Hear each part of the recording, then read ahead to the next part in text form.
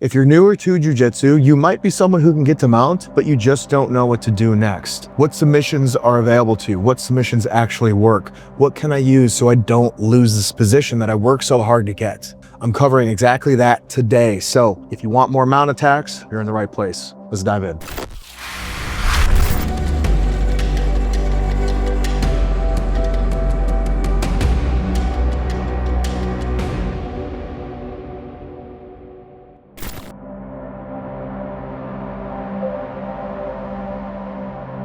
Mount is a tough position because it's highly prioritized as a very dominant position, but it can also be very hard to hold. So I want to preface the video by saying these attacks will work really good once you know how to hold mount. If you can hold a position, you can attack from it, and that's exactly what we're going to do. We're starting off with our first attack, the mounted triangle. Now, as we check the example, you see that I'm attaining mount on my training partner. What I'm going to do is I'm going to get a scoop grip on the back of his head, and I'm going to take my other hand and get a C-clamp grip on his same side wrist. Now what I want to do is I want to lift his whole body up and away from the mat while keeping his wrist pinned to his chest. From there, I lift the same leg of the wrist that I'm pinning. So in this case, I'm using my left hand to pin his wrist. I lift my left leg up and over that shoulder of his. You can see from the example that I don't keep his wrist pinned the entire time. I can let go of his wrist once my leg gets to a certain position or distance over his shoulder. When teaching this to a grappler who hasn't seen this before, they have a tendency to sit and wait in this position a little too long, which alerts your opponent that you're trying to do something. Once I get that C-clamp on the wrist and I get my scoop grip on the back of the head, I'm sending this thing. Now, once I'm in the right position, as you can see here, I take my right hand and I need to grab my left ankle. Now, sometimes it's hard to get your fingers underneath your ankle because your ankle is going to be pinned against the mat. You have his body and your body on top of it. So as you can see here, I like to lean off to the left, which allows me to pick my ankle up into the air a little bit, leaving space for my right hand to get a grip on that ankle. Now, before I set myself down while I have a grip on that ankle, I like to move my right leg so the back of my knee is positioned under the shoelaces of my left foot. This is how I lock up the triangle. Now from here, I find it really easy to finish the choke by squeezing my legs together, getting both of my hands on the back of his head and lifting up. This closes off those carotid arteries really nicely, and you're gonna get a pretty quick tap out of this. Be prepared that it might not be instantaneous. You might have to hold it for a few seconds, but if you're doing it right, it really shouldn't take long. This is such a powerful and effective submission from mount. If you're not trying this one yet, you really got to add it to your training. It's pretty good. Most people don't realize this, but your gear can either help you or hold you back. Now, I've been training in jiu-jitsu gear for a long time, and most of it looks good online, but falls apart when it actually matters. That's exactly why I wear X Martial. This isn't just clean designs, it's performance-built gear. You get a compression fit that actually moves with you, durability that holds up during the hardest of rounds, and designs that don't look like every other basic rash guard on the mat. Whether you're drilling, competing, or going to war with one of your favorite training partners, X Martial is built for it. It's lightweight, it's breathable, and it's made for people who actually train. If you're serious about your jiu-jitsu, your attire should match that. So go check out X Martial, grab yourself a set or 2 or 3, and if you're smart, you use my code IRONWILL to save yourself some money. Train harder, roll longer, and look sharp doing it. Let's get back to the video. Number 2 on the list, no Gi Ezekiel. Usually people learn the Ezekiel choke from the Gi first, but it's just as effective and maybe even more brutal in no Gi. So as you can see, I've obtained mounts and I'm gonna lean my body weight down so that I can get a scarf hold, which is basically just me putting my right arm underneath the back of his neck. Not the back of his head, the back of his neck. Now from here, I'm gonna move my fist over to his neck, approaching from the side right here, right? I'm not directly on top where the trachea is, but I'm more off to the side. Deep in here behind the sternocleidomastoid is one of your carotid arteries.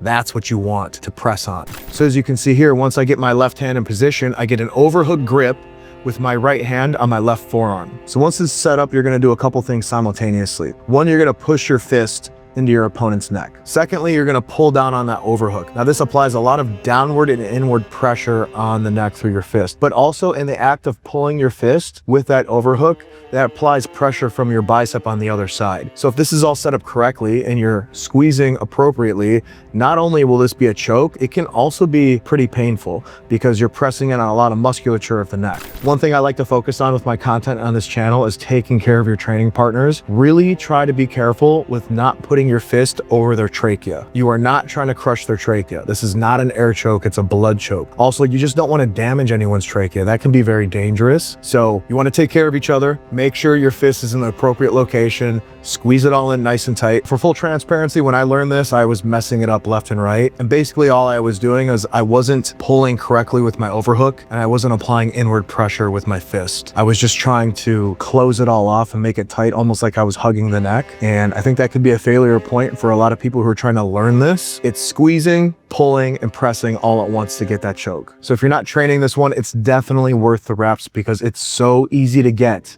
if you can hold mount.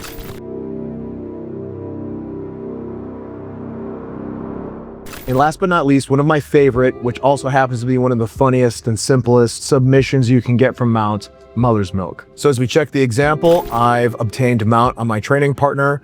I get a scarf hold with my right arm underneath his neck, and then I insert my left arm under his neck and I get overhook grips on my elbows, as you can see here. Now, the reason I do this is because it allows me to squeeze in very tightly, and where people usually mess this up is they think it's just a squeeze. You're gonna see that as I start to do this submission, I rock my body forward, okay? Because once I set this up, if I only do downward pressure into the face, usually the angle isn't correct. I like to rock the head forward and up, exposing the nose and the mouth. They have to not be able to breathe through their nose and their mouth. So this is what makes mother's milk a little bit difficult, because if something's slightly off, usually they can breathe through a nostril or through the side of their mouth. And usually you can hear that happening if you're trying to set this up and it's not working. Another tip for you is that if you're doing this in no gi, it usually works a little bit better if you're sweaty. A dry no gi top is a little bit easier to escape because there's no grip. When it's dry, it's easier to slip your face left and right.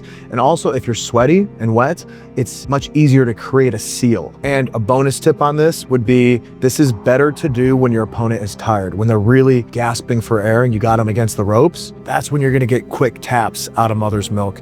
If you're doing this on an opponent who still has a lot of wind left in them, they are gonna have more fights. They can hold their breath a little bit longer. It's just gonna be a little bit more difficult to finish. Now, lastly, let's talk about placement, where we wanna put their mouth and nose versus our upper body. Because there's a few different ways to do this. Some are more brutal and painful, while others are more suffocation. Usually the way I like to do mother's milk is I like to use my chest or the area of my shoulder where my chest connects into to smother the nose and the mouth. And obviously, you know, I have to cant my body a little bit one way or the other to get that to happen, because your pecs are on either side of your torso. You can also use your secondary arm to help steer the head or face into the area that you want to make contact with. Now, if I'm having a hard time with this and they keep slipping their face, maybe I'm not sweaty yet and maybe they still have a lot of energy, but I'm in a position and it's just right there, low-hanging fruit, you can use your sternum, especially if you're someone who has chest muscles that are a little bit built up.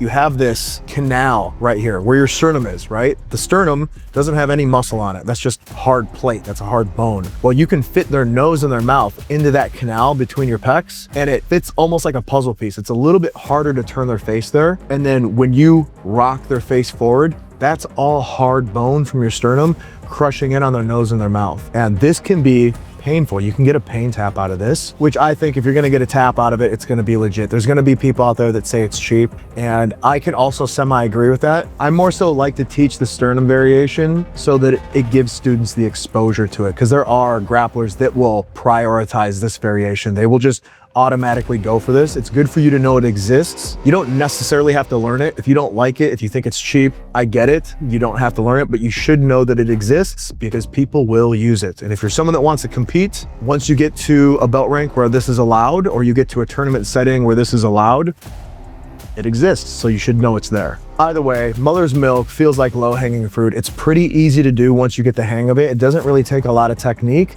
and it also doesn't take up a lot of energy. This isn't something that you're gonna burn out on. So in that way, it's pretty safe. Low risk, high reward. I definitely think if you're not doing this one, you should at least become familiar with it. And those are some of my 3 favorite submissions for mount. If you guys have other variations that you like or other submissions that you're using, drop them in the comments. I always appreciate you guys dropping your knowledge below. With that, you guys know how we like to end them. New videos every Monday, sometimes backwards, always forwards. I'll see you in the next one.